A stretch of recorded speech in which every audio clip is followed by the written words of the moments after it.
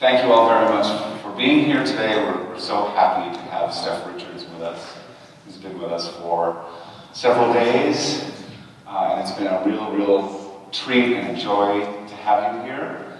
So welcome to our first Friday, and we're going to have a little conversation. I think many of our students out there have worked with you this week, and it's been super fun and invigorating and inspiring. I'd like to read just a little bit of your biography. I'm sure some of you out there have read it too, but just to get us started, and then we're going to take off. Okay. And I'm going to play a little video too of some of your work.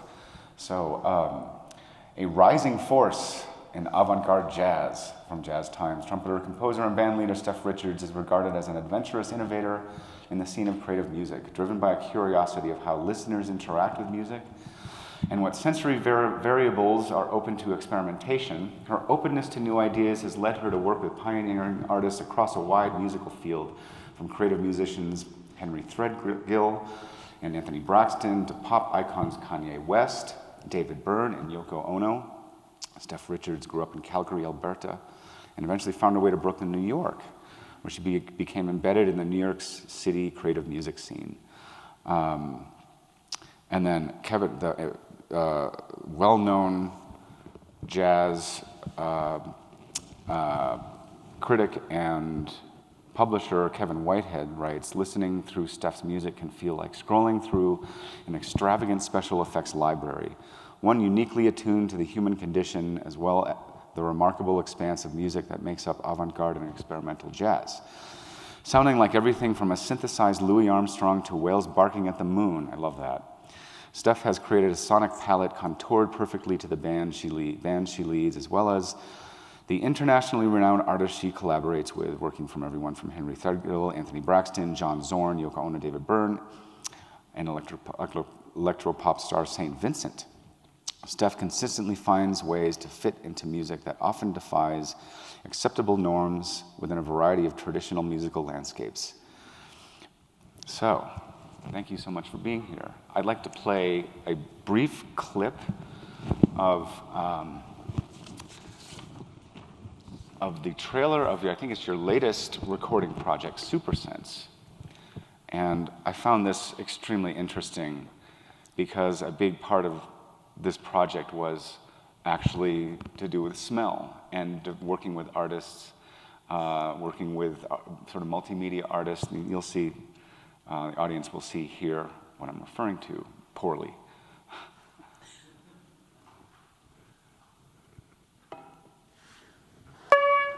Whoa. Sounds like I think you know what you need to make at home.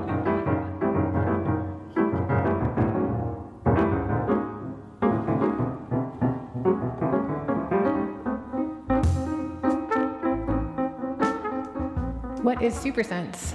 SuperSense is really, it's a musical experiment in observing and seeing how scent can bring all of us closer and deeper into music. It's an experiment in how scent can influence the ideas and expression of the improvising musician. And it's also an experiment in the perception of the listener themselves.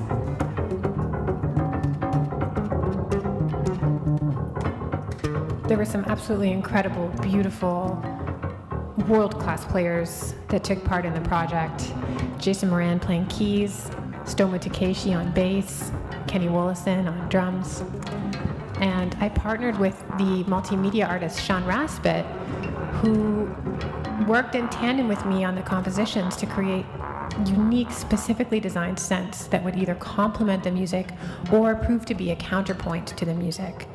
And so what was really beautiful about this project is the scents are completely abstract.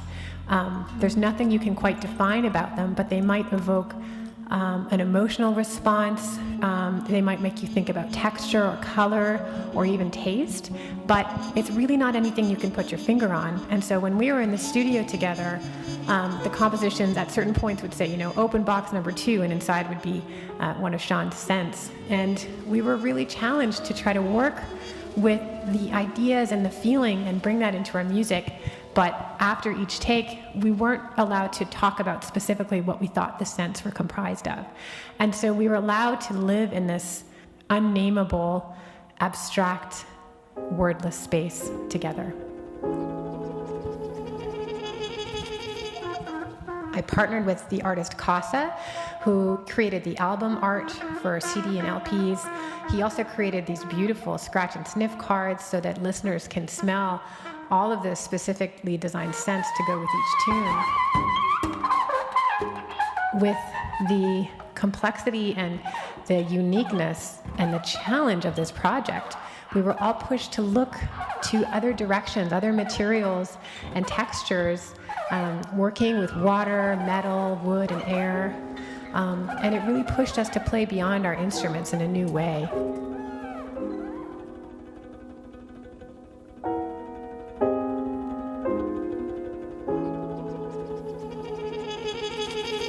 Scent stands still, but music has to move forward. It has to evolve.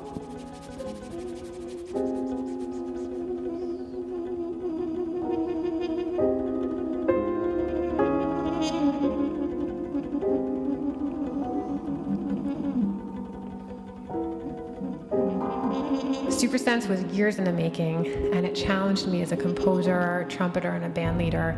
I had to think differently about everything I was doing, but I hope ultimately that listeners will dig the record and dig the risk, the fantasy, and the vulnerability that all of the people in the band took to make this project.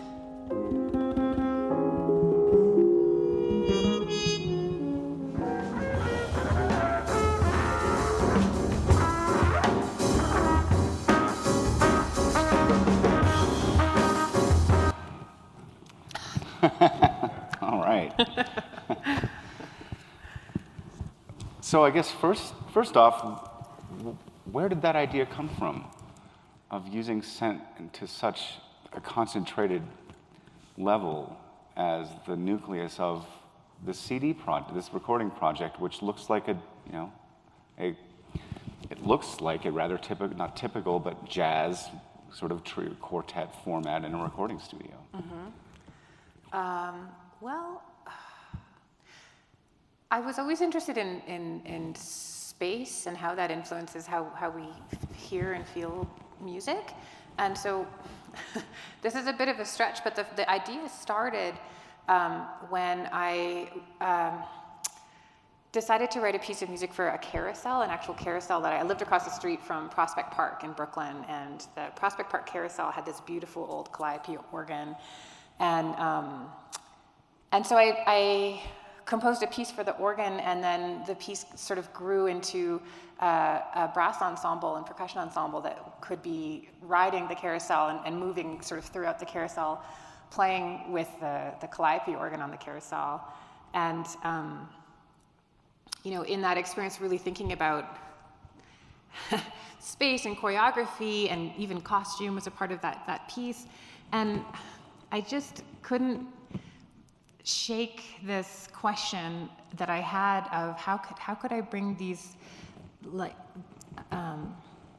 feelings, right? Like thinking of a carousel and hearing that music, for me, it just has such a strong emotional response. Like it brings back this sort of very personal memories. And I really started thinking a lot about memory and how powerful that is and how it comes with, we bring it to every experience. And we all come into these concert halls, and we're a group of memories together that are dreaming in real time, with the music. And so I know that this sounds like it's a bit of a hard connection, but that's really where the idea started.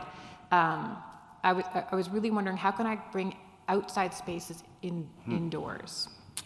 And my conception of the project was that we would have a performance where an audience might not really know that there would be scents diffused into the space, but that while you're in the concert, you might experience maybe a freshness or a lightness or maybe a heaviness or like these kind of, maybe an orange, not the flavor orange, but like the orange, the color of orange, the feeling of orange, or maybe you might feel this sense of loss.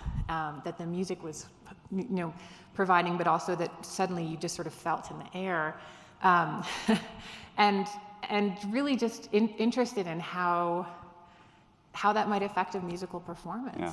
So that's how the project started, and then it turned into, okay, well, now I've got a job to figure out how to compose scent into these structures. And the scent itself is a structure. It's a musical structure. It's a vibrational structure, just as much as the notated information was for musicians in the studio. And it took a long time to figure out and navigate. And some pieces, like we recorded 2 records worth of things, and one, so half of that studio session is never going to see the light of day. But every piece was an experiment in how we can perceive these ideas, how these ideas can either bring us closer to the music or take us farther out.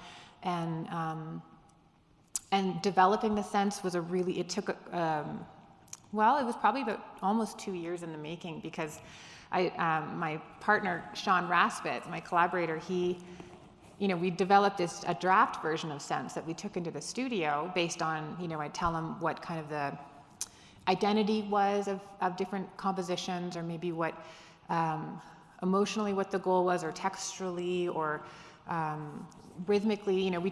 We tried not to define things too much, but yeah, we spent a long time, for example, on the smell of loss and what that would be, and going back and forth and back and forth.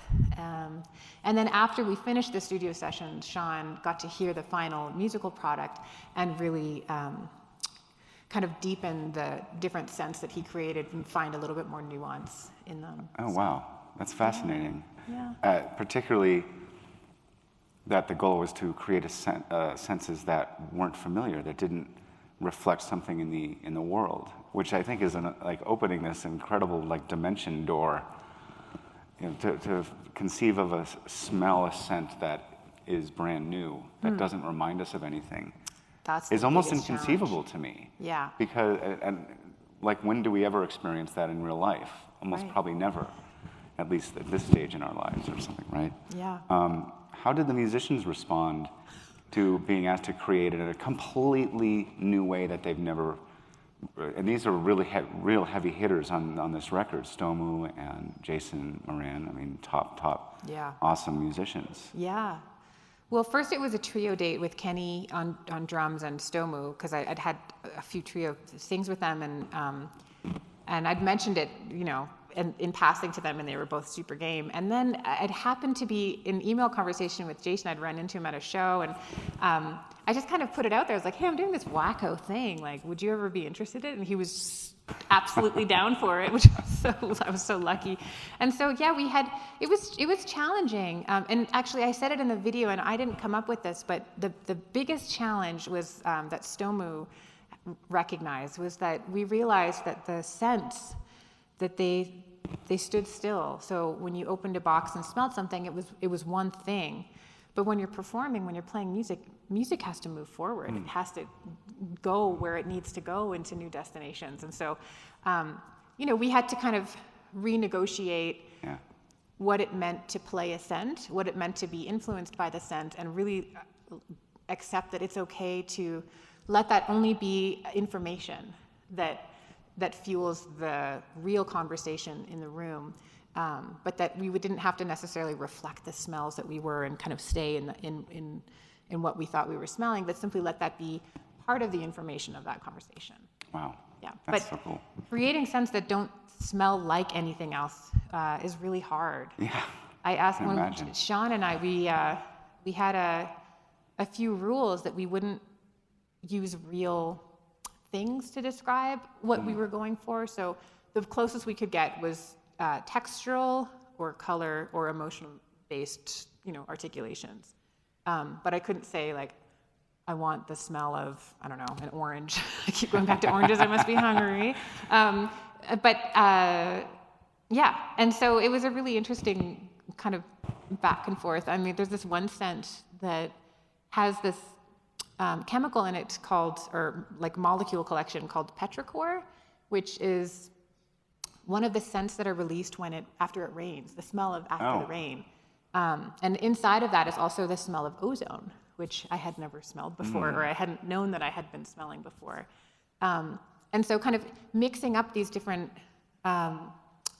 possibilities. Some of them are things that exist in the world, you know, like chemical compounds that already exist.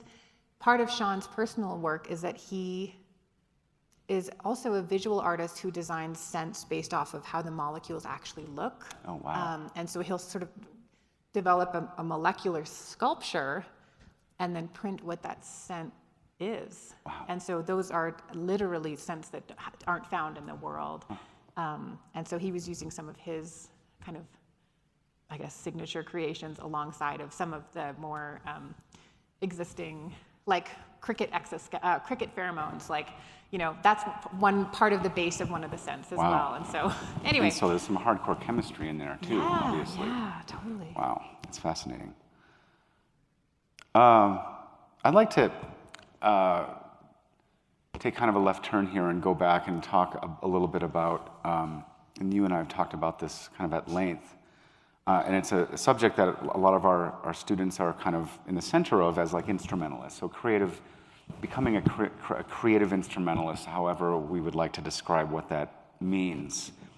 I'm super happy to hang out with you because we come from kind of similar backgrounds as far as our training and our history as trumpeters specifically, but instrumentalists in the broader sense, where we went through, the long-standing, strictly defined systems of classical training on the trumpet and jazz to some extent. And going through literally, like you went to Interlochen, I went to Tanglewood, we studied with some major figures, luckily enough, in the classical trumpet world.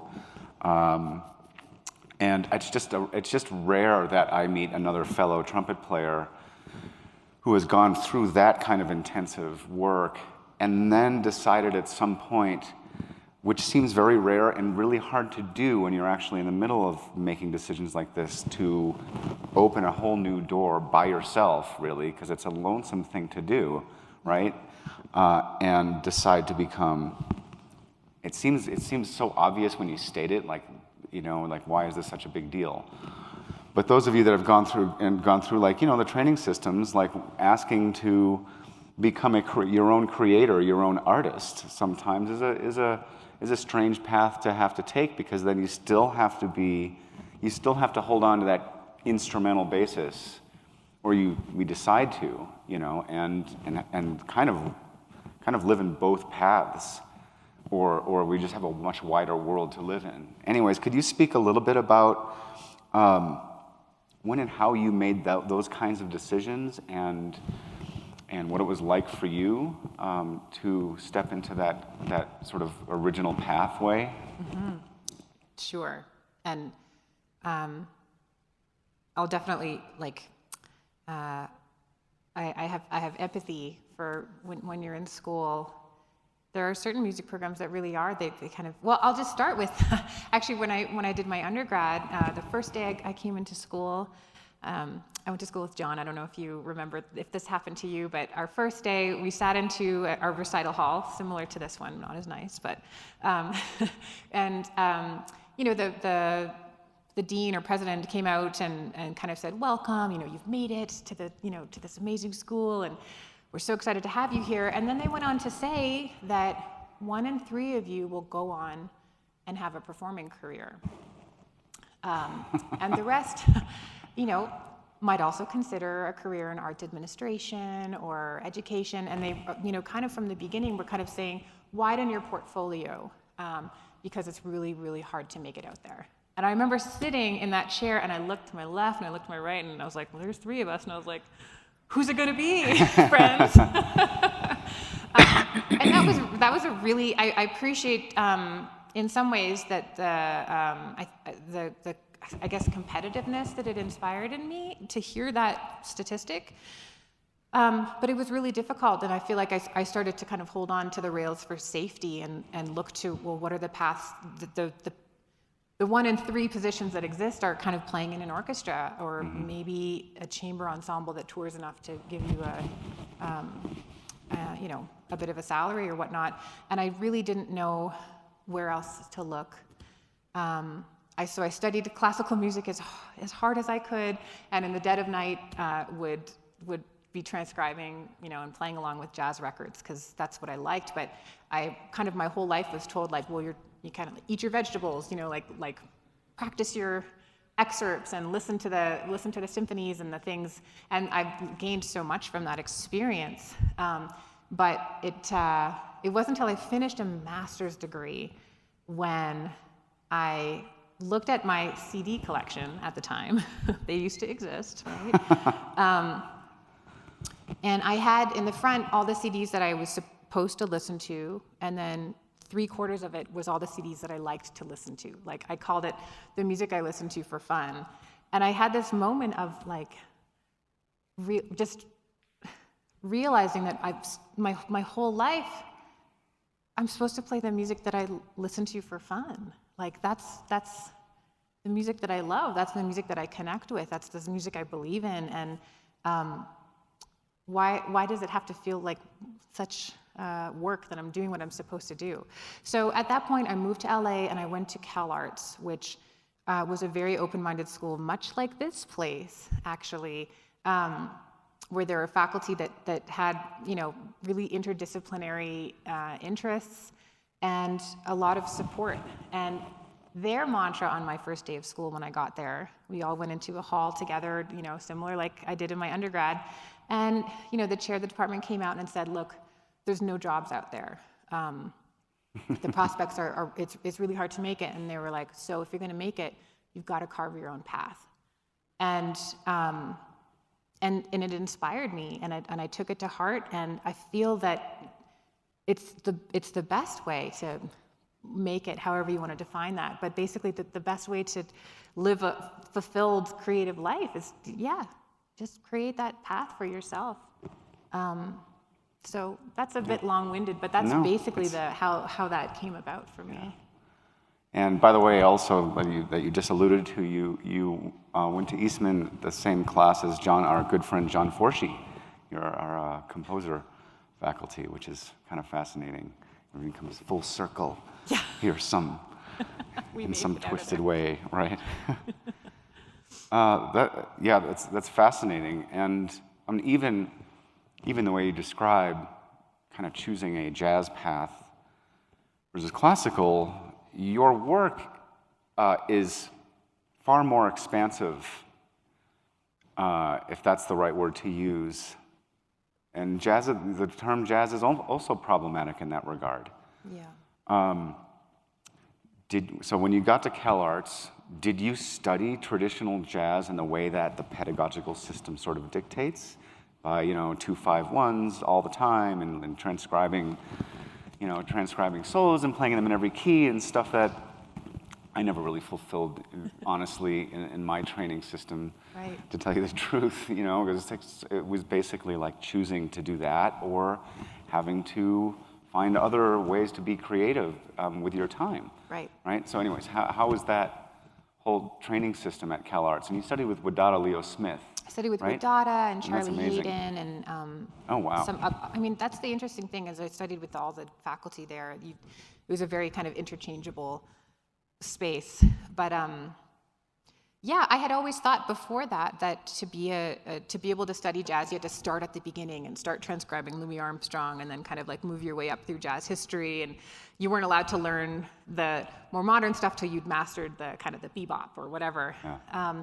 And I found that really intimidating and held me back from ever playing publicly with other people. And then until I got to CalArts, and my first class was with Charlie Hayden, and we all sat together in a room, and he played. His class was often listening sessions where he'd bring in recordings, and so first he brought in a trio recording of him and his siblings. They I think they were from Oklahoma actually originally, and they used to tour around as super little kids singing trio. And so he played that recording, and then he played Debussy, La Mer, and then after that, he told us how he had just spent the morning in Ventura Beach, like at the ocean, just sitting and listening to the ocean. And he was describing being there, under the sun and hearing the sounds of the waves, and then he just said, someday I hope I can play the ocean. And then he was just like, if I could play the ocean, man, I wouldn't talk to nobody. That's what he said. But I was so inspired that, like, the way that he defined the ultimate goal of creative satisfaction was something so beautiful and so something that I could connect with, that I understood, that playing jazz or being a star. I mean, Charlie Hayden he's a legend, and he's had such a huge career. He's passed away since this time, but you know, for someone to describe that that you can aim for that, and the way you get there can be so different, and that there's no reason to start at the beginning and go through, but actually just start at the ocean and work yourself backwards and see what happens, right? Yeah. Yeah, and I'd love to hear your thoughts on this too. I feel like improvisation and jazz, like the way that these practices have been institutionalized and made to feel like such an exclusive kind of club that you're either in or you're out, and it breaks my heart because it's this. The jazz is not. I didn't say that. Bill Evans said this. Jazz is not a style of music. It's a process, and for anyone to tell you that jazz is a series of, it's a blues scale or a series of chord changes, or that it's this or that, you know, that it breaks my heart, frankly, because it's one of the most important ways of empathizing and living, you know, as musical citizens. So Yeah, and it also leaves so many people from realizing real creative opportunities they may have. They may be able to create themselves, or be a part of, or to open different doors. And you know, improvisation, I tell our students, is just a word. It doesn't connotate any style or genre or any way of doing anything. It doesn't define a set of instruments. It doesn't define how you're going to conceptualize how you're going to improvise. But it does point at, like George Lewis says, you know, its process is the most important element for him, for instance. And you can kind of make a process out of anything, any idea. And it's a really strange place to be, because it's kind of like you're now a creator without a net. And there's nothing to fall back on tradition-wise. And you realize, like, as an instrumentalist, you've really been living in someone else's house, you know, your whole life, and not your own house in many ways. So yeah, I mean, just very, very, very quickly, in my own story, I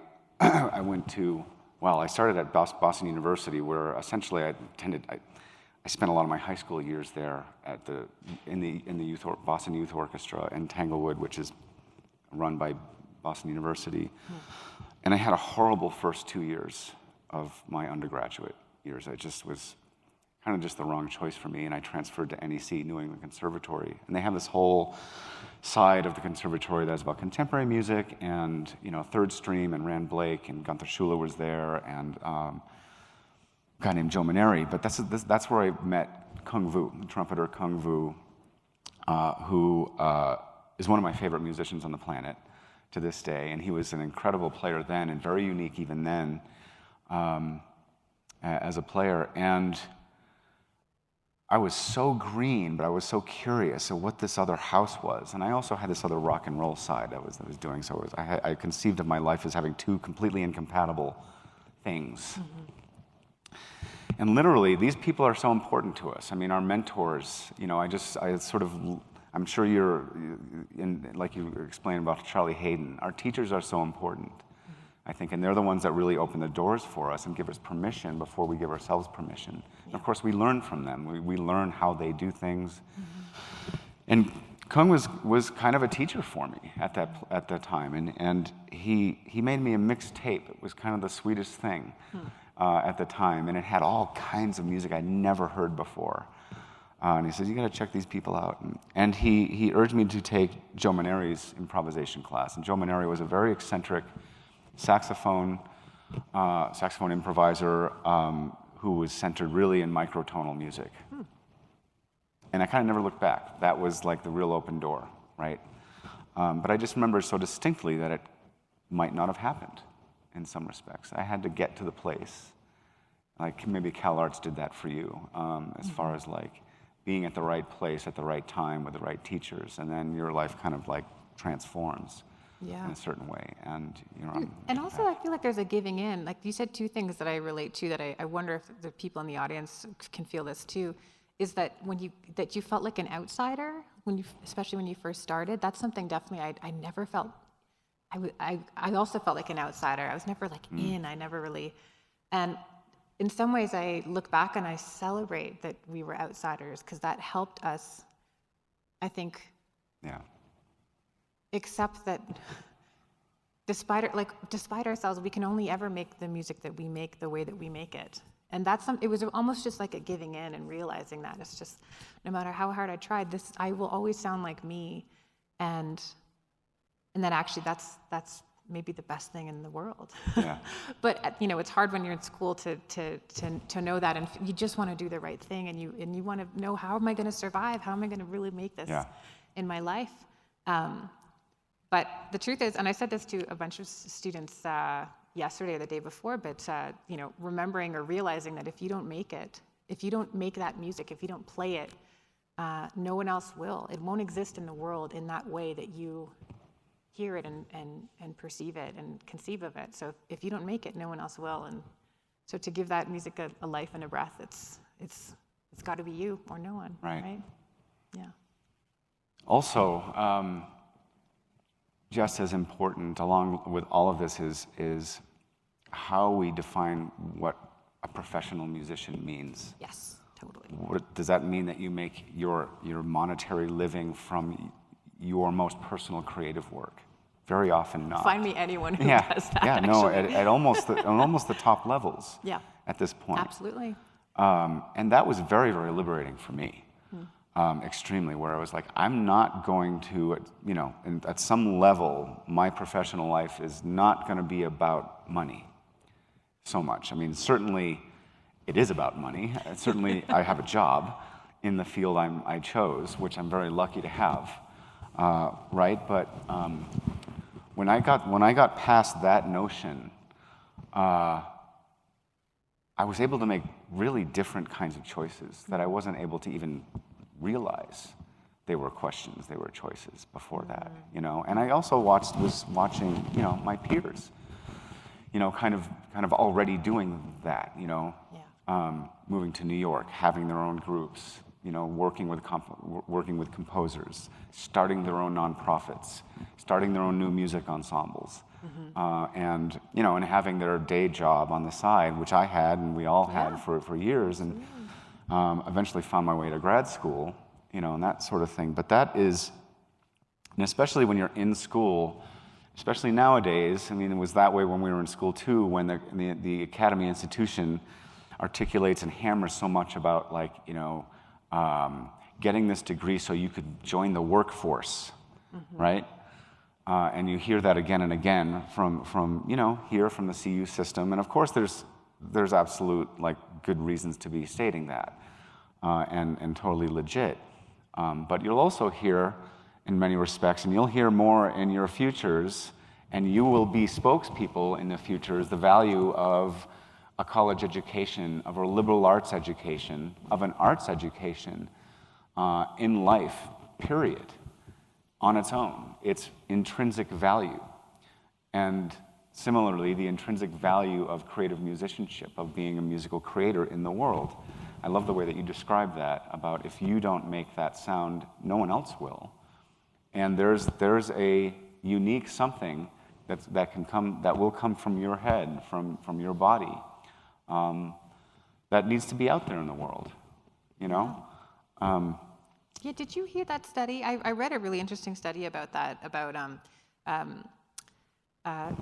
financial success in terms of kind of what types of degrees that you end up getting, and we sort of assume STEM-based degrees tend to make the most. And this study had been done over the long term, and it actually showed that during the short term, absolutely, hands down, the STEM, people get a job right out of school, et cetera.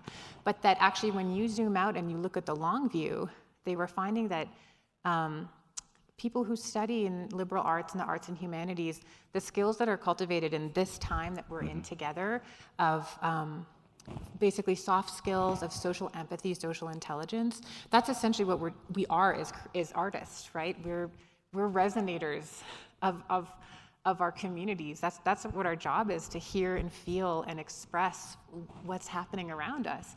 And so when that becomes your area of study and you bring that with you for the rest of your lives, they're finding that actually that a lot of these people go on in really interesting ways to create really interesting, successful lives. And I hate to tie financial success to how I like to define success, which is to be fulfilled. But anyhow, did you happen to read this study? It was really interesting because when they realized, like, oh, the long game is all of these other people studying in the liberal arts are doing. And I've seen a few. One I remember is philosophy degrees. Students with philosophy degrees in the long term actually make more money than said person from engineering or so on and so forth. And you all will become and are stewards of not only your art form, but this sort of larger area of arts and humanities life. Yes, your citizens. And you will be asked to, not out in the open asked to, but your culture is going to be asking you to participate and to be representatives, and it's an important role to play in life. And there aren't many of us. No. Well, sometimes it feels there's too many, right? There's really not that many. There's really not that at many. the end of the day. Like, oh, so and so. Well, of course, so and so. And we're almost at 1 o'clock already, which is unbelievable. We're just getting we're going to ask the most important question of the night. What was it like working with Kanye? Oh. Well, let me say this. What can I say about working with Kanye? I got really good at learning to play trumpet with lipstick on. That's a skill. It's a skill. But you never had to try that one, Glenn. Maybe someday, though. Is it right? You never know. I'm planning on it. I loved actually working with Kanye. What was challenging was the whole infrastructure around him, because as an actual artist, I found him really interesting and really hyper creative, very controlling of detail. But my first rehearsal, we were, everybody was in the room. It was some trumpet players, some string players, and then a rhythm section. And the rhythm section was sounding really good. So I while we were warming up, I went back to I was just hanging with the rhythm section, playing with them. And there were all these people from Chicago. And Kanye had walked in with, a bunch of bodyguards and like a friend, which he seemed like like a sidekick friend or something. And they heard me kind of improvising and playing with the rhythm section, so they walked straight from the back of the room straight towards me, said, "Keep going." And Kanye started freestyling, and then his friend started freestyling, and it was the three of us going back and forth. Here I am, like, young kiddo from Canada, like, just like trying to, I didn't have any sort of deep ties to the hip hop scene, but I did have a musical connection with groove that I have believed in, that I cultivated for a long time, as in the dead of night after excerpts. And so anyhow, I found myself in this really, interesting scenario of true musical exchange, like true creative exchange. And then afterwards, then we kind of got into the logistics of playing all of his tunes and stuff.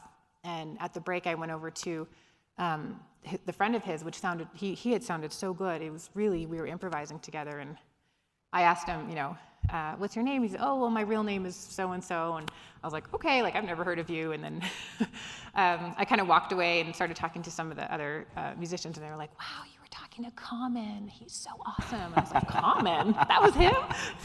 So I didn't know. What was nice about that scenario is I didn't know the who's who, and I feel like it liberated me to feel to connect on a musical level, because I just didn't know how really famous everybody was, and so it didn't matter, and so we could just kind of get to the real stuff. That's really cool. Yeah. I found your background biography fascinating, that it stretches all the way from Kanye to Anthony Braxton. And I feel like it connects, like that example connects the creative music world in a way that we should really see it. Yes.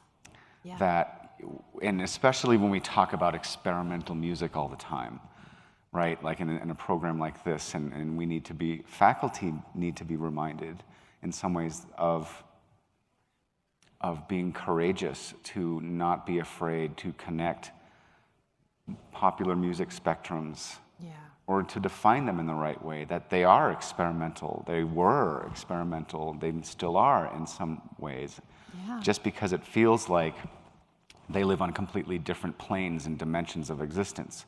One, or very, very few of them are making a lot of money. We see them as as way out there and untouchable.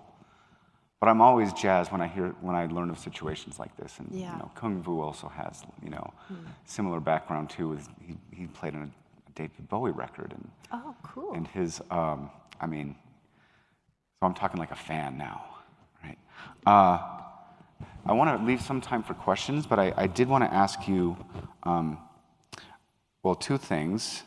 One is, our concert is tonight, right? And I know the people out there in the video land won't see that until they watch this is posted.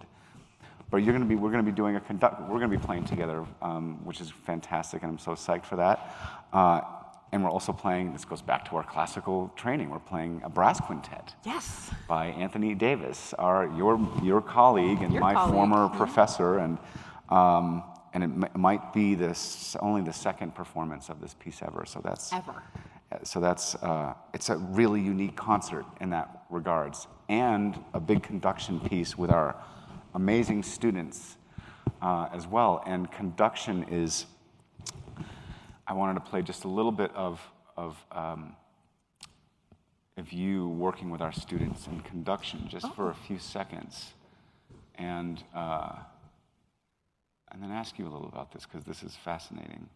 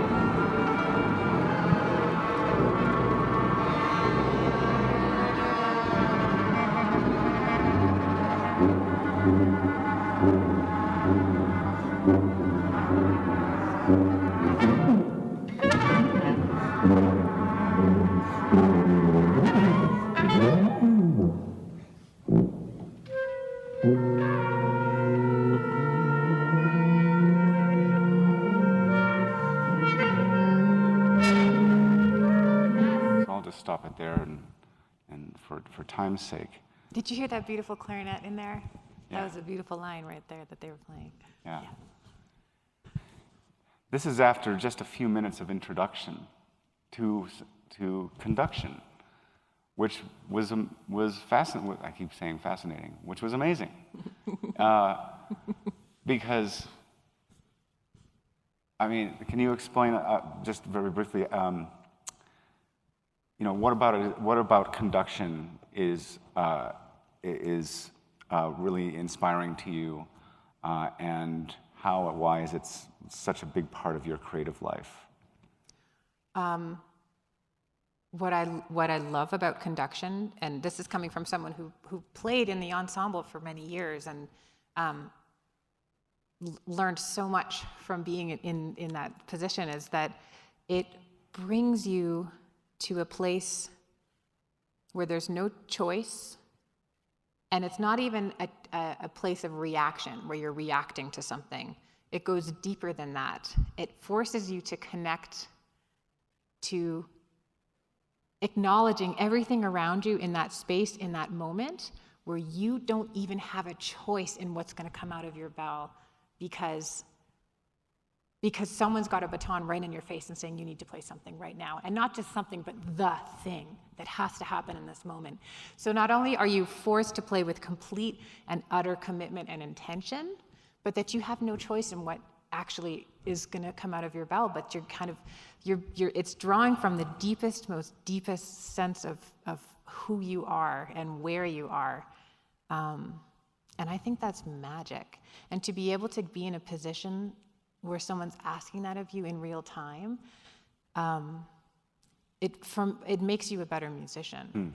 It makes you see the whole world differently. After I started playing conductions, I started looking at notated music in a completely different way. I started improvising with other friends in a completely different way, and even just kind of looking at the world and thinking about composition and form and social communication and social connection and how we hear and feel each other. I mean, it changed. It was a complete paradigm for me. It was a prism for the rest of my life. That's fantastic. And so, not to mention that Butch Morris, the person who created this language, was a very important mentor to me. And so I did pick up conduction, mostly because he had passed away, and I wanted to give life to this practice that he had created that was so beautiful. And so, yeah. That's great. I love the oral history aspect and recent. It's like you're one person removed from the source. And we talk a lot. We try to talk a lot about that kind of history of becoming a musician. That is not often talked about, and that is the oral tradition of being a creative musician and creating in the air. It's not written down, and there's a whole giant world out there. Everything, as trumpet players, as instrumentalists, somebody taught you something. Your teachers taught you directly. You sat in a room, and they showed you all that invisible stuff that happens, and they learned it from somebody, and they learned it from somebody, and they learned it. And it's really great to see that you're carrying this on, for Butch and that whole area that was so important in New York at the time. And I'll say, just because you said oral tradition, like a caution on books, as a lover of books, of music pedagogy books and exercise books and stuff, is that these are ideas and pedagogies that are fixed in time. And any student, if you get to talk to a student who actually worked with Schlossberg, or I'm just thinking of more trumpet-based approaches like Stamp or whatnot, but we all have our own pedagogies. But and conduction now has its own book that was published. But anyone who's worked with the actual teachers knows that they never gave these exercises in that exact order, and that you're supposed to play from A to Z in the same way. But these are all ideas, and it's up to us as musicians to kind of take that information and realize that this, along with all of the music we play, is that these are linear. We have to make them linear for them to be documented in such a way and for them to be articulated. But that life isn't linear. We don't move in that way. We don't improvise in that way. And so, try to find the ideas behind the ideas. And I talk about the music behind the music. Always kind of keep challenging and try to look a little bit further beyond what is simply laid out to you on paper. Yeah. Fantastic. If that makes sense. Yeah. Any questions out there? You can ask me anything, mostly.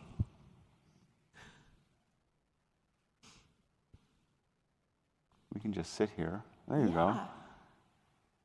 Did Kanye give any hint that he was going to change his name for you eventually? The important questions. These are the important questions. You know what? I didn't play for Kanye for a super long time. It was mostly on his graduation record. And after that, I moved to New York, and I kind of stopped playing in that scene and stuff.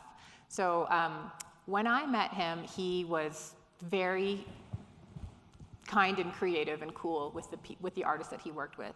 And I only saw him flip out once, and that's because we were at the VMA Awards when I think Britney Spears had won an award instead of Beyonce or something. And we were backstage, and he was just upset for a lot of reasons that I think we can empathize with and understand. I saw the next morning, like on a tabloid in the grocery store, I saw a picture of him freaking out, and like someone had taken a video, I guess. And I remember I had been there, and like the context of it was totally reasonable. He was being very normal, but like, of course, when you see it, you know, in a tabloid, it like looks so extreme and crazy. But yeah. I don't, you know, I can't. I'm not some official Kanye West source. I don't want to take too much credit for that, but I do. Can I say one thing about him though? We're not going to talk about the political spectrum, what happened, or far off deep end, wherever he went. But I do think it's interesting to look at artists like him, and there are so many more, and maybe even better examples, of people that start in a way and maybe are defined in a genre in a certain way, and keep pushing past that. I mean, I love to think of Miles Davis, but since we're talking about Kanye, when I was with him, he was most interested in fashion, because his fiance at the time was a fashion designer. And so that was a big part of our performances, was he wanted to get us, the people on stage, to look a certain way, and really, really invested in the theatrics and the specific colors that he would be, you know, exuding on stage. And, you know, when you look at kind of his career, where he started, and, you know, all the work that he's doing now, which is very performance art site specific, experimental in a lot of ways. If you can wipe away all the celebrity from it and you just take the work on its own, and a lot of the people he collaborates with that tend to be new music experimental people also, you know, you can see that he's trying to blaze his own path too. He's trying to find a way to express and keep evolving the sound. That's, you know, so maybe that's an interesting example, I guess, to use. But why can't we all, besides like going off the deep end in other ways, but, you know, why couldn't we all try to evolve in that same way and feel just as free to keep trying and entertain? If you want to get into lighting design for a few years, yes, do that. That's going to help your music, absolutely, right? So, yeah. What would you say was the most transformative experience you had when you were playing in New York?